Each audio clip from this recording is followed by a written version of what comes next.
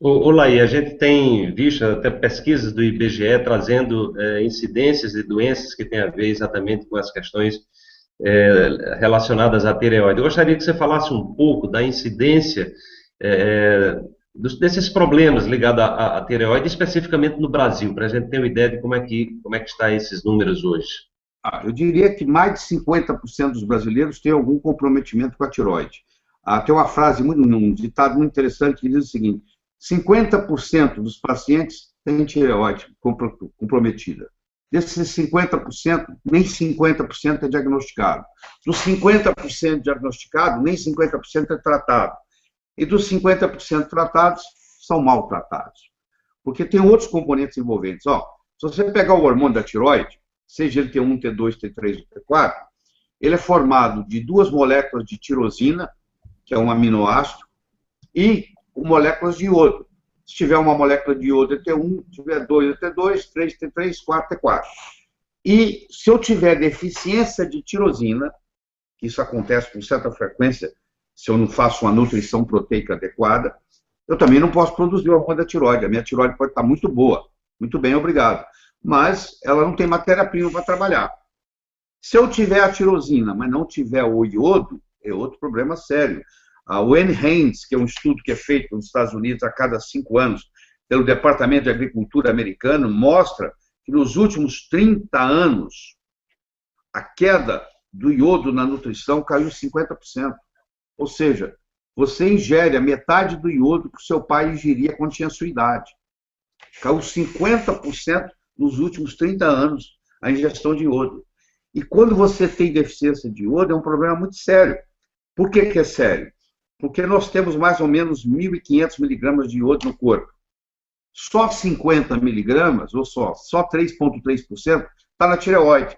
O seu esôfago precisa de iodo, o seu estômago precisa de iodo, a sua próstata precisa de iodo, na mulher a mama precisa de iodo também, os ovários, a pele, muito importante para a pele, uma pessoa que é atleta, que sua muito, cada vez que ela tem uma sudorese, numa corrida, por exemplo, ela perde iodo e magnésio. Esses indivíduos que você vê com morte súbita, de repente estava fazendo a sauna, morreu. Fazendo sauna. Quem morre fazendo sauna, o que é? É deficiência de magnésio, porque estava suando muito ali, e depois dos 50 anos a reserva de magnésio vai diminuindo, você está cansado de ver atleta morrer em maratona, cair morto, por falta de magnésio. E a falta de iodo, que vai concomitante, não deixa a pessoa produzir o hormônio tiroidiano. Além disso, causa cistos. Então, vem cisto da tireoide, vem cisto de mama, vem cisto do ovário, vem cisto da próstata. Ou seja, todas essas glândulas, se elas não têm o iodo suficiente, elas começam a formar cistos.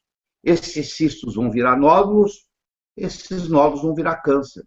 Então, uma deficiência de iodo, a longo prazo, pode causar um câncer de mama, um câncer de tireoide, um câncer de próstata, um câncer de útero, um câncer de ovário.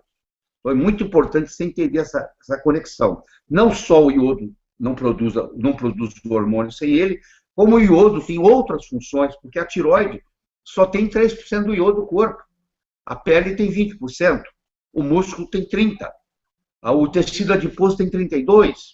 Então, quando falta iodo em todos esses lugares.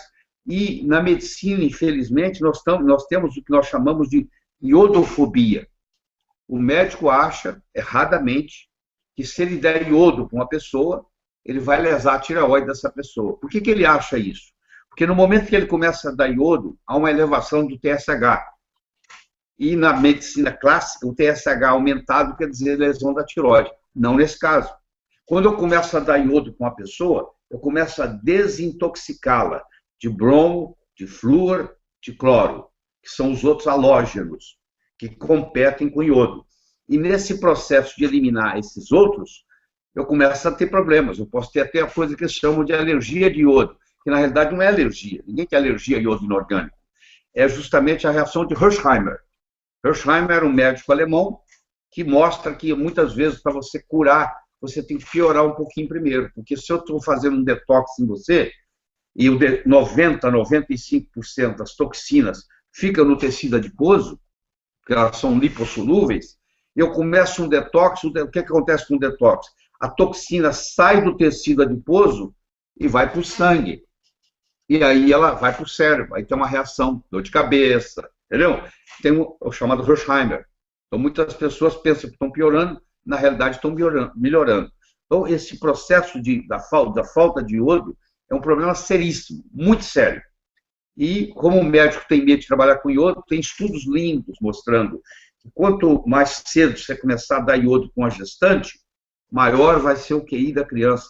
Eles têm estudo comparando, começando a dar iodo para gestante com 3, 4 semanas de gravidez, 16 semanas de gravidez, ou no pós-parto, na amamentação, e avaliando o QI, coeficiente de inteligência dessas crianças, 18 meses depois. E é impressionante a diferença.